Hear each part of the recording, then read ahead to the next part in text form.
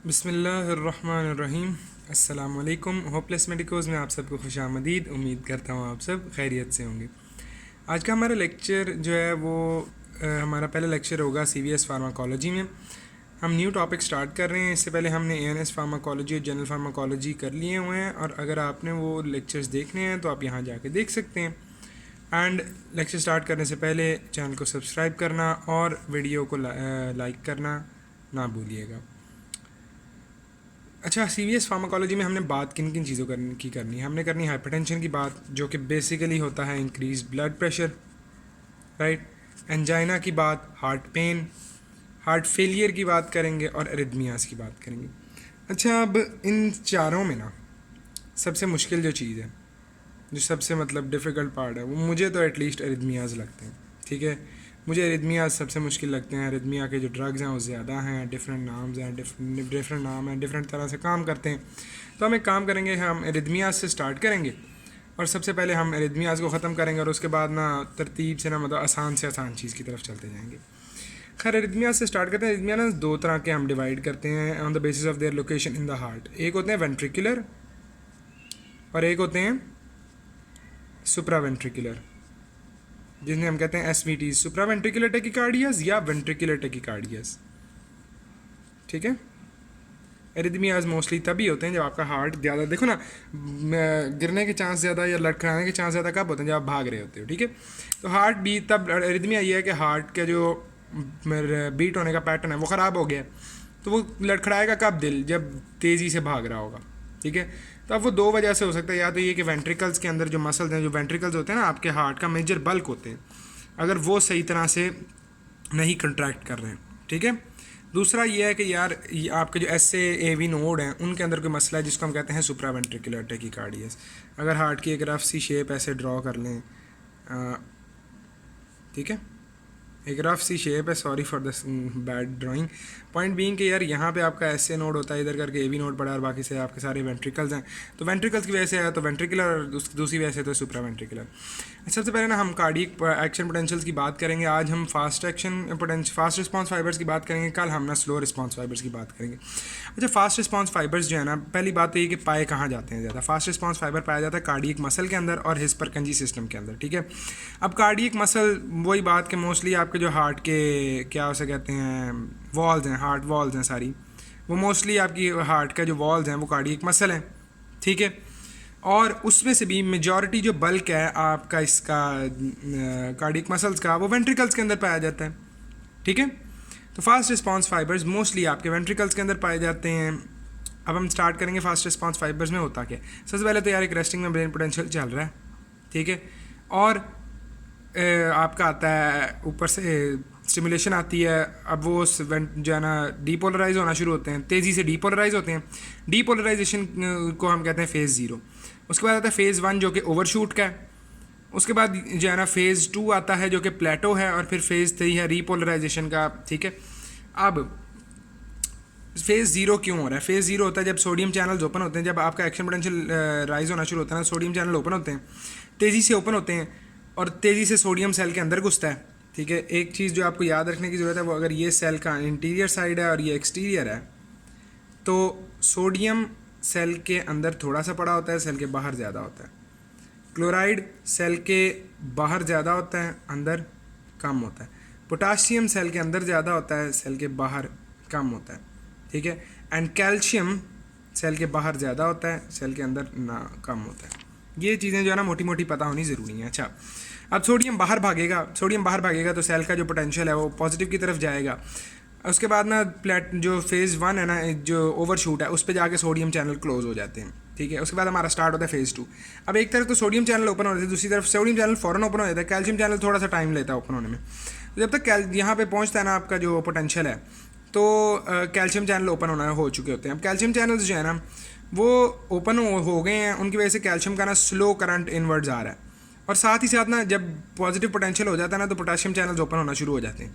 अब potassium channels open होना शुरू होते हैं तो कैल्शियम सेल के अंदर आना है, पोटाशियम बाहर जाना है, ये दोनों एक दूसरे को बैलेंस आउट कर देते हैं, जिसकी वजह से यहाँ पे ना बहुत ज़्यादा चेंज नहीं आता इसका जो इलेक्ट्रिक आपका पोटेंशियल है ना मेम्ब्रेन के अक्रॉस, उसका बहुत ज़्यादा चेंज नहीं आता।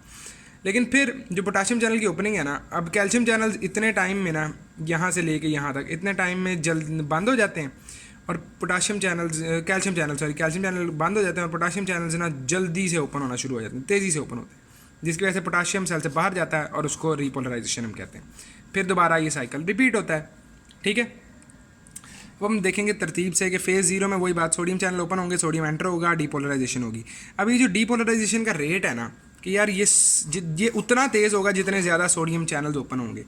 Rate of depolarisation is directly proportional to the number of sodium channel number जो कि ओपन है, ठीक है। अब यहाँ पे अब अगर देखो ना अरिदमिया हो रहा है, दिल तेज़ भाग रहा है, तो हमने दिल को करना स्लो, हम इस सोडियम चैनल को ना ब्लॉक कर देते हैं, हम देते हैं sodium channel blockers. Sodium channel blockers जो है ना आपके होते हैं क्लास 1 एंटी एरिथमिक्स, क्लास 1 एंटी एरिथमिक्स।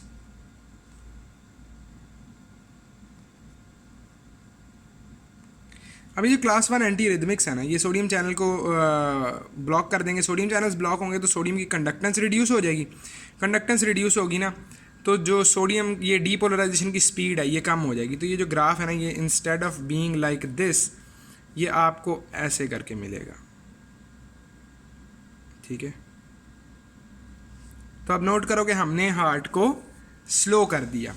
हमने क्या किया, हमने कंडक्शन वेलोसिटी स्लो कर दी, जिसकी वजह से आपका जो है फेज़ 0 स्लो हो गया। फेज़ 0 स्लो हुआ तो हार्ट स्लो हो गया। और हम इसमें क्या हो रहा है देखो, अब इसको ज़रा ना कनेक्ट करना। सोडियम चैनल हमने बंद किए, फास्ट जो है वो फाइबर्स सोडियम चैनल के ऊपर डिपेंड कर रहे हैं। अब सोडियम चैनल बंद हो गया, फास्ट फाइबर स्लो हो गए, मेजॉरिटी फास्ट फाइबर पड़े वेंट्रिकल के अंदर, तो वेंट्रिकुलर डीपोलराइजेशन होती है, ठीक है। क्या होती है, वेंट्रिकुलर डीपोलराइजेशन होती है। अब यहाँ पे जो बात देखनी है, जब वेंट्रिकल्स को डीपोलराइजेशन रिड्यूस हो जाती है, जब वेंट्रिकुलर डीपोलराइजेशन कम हो गई ना, तो वेंट्रिकल्स स्लोली कंट्रैक्ट करें, जिसकी वजह से आपकी QRS बढ़ती है। ECG पे QRS जो सेगमेंट है वो प्रोलॉन्ग होगा, राइट। नेक्स्ट चलते हैं। फेज़ 1 हमने बात की, सोडियम चैनल इनएक्टिवेट हो जाते हैं, not so much important. Phase 2 के अंदर स्लो कैल्शियम इनफ्लक्स होता है जो कि बैलेंस हो रहा होता है डिलेड पोटाशियम इफ्लक्स से। अगेन ये ऐसा कोई आपका इंपॉर्टेंट ड्रग नहीं है जो यहाँ पे एक्ट कर रहा हो, बल्कि मेरे ख्याल से तो कोई भी ड्रग नहीं है जो यहाँ पे एक्ट कर रहा होता है। खैर, फेज़ 3 पे आते हैं। अब हमारे लिए नेक्स्ट जो है फेज़ 3 इंपॉर्टेंट है। फेज़ 3 में आपका यही जो पोटाशियम की जो करंट था, ये तेज़ी से पोटाशियम जो है वो जा रहा है सेल से बाहर। अब इसकी वजह से हम क्या करेंगे, delayed rectifier potassium current. Rectifier current मतलब पोटाशियम करंट का एक फैंसी नाम कह लो। और कैल्शियम करंट बंद हो गया, ये मैंने आपको बात बता दी। आगे जो है रेट ऑफ रीपोलराइजेशन जो है वो directly proportional potassium channel number के, कि भाईजान उतना ही पोटाशियम बाहर जाएगा ना जितना पोटाशियम चैनल ज़्यादा ओपन है।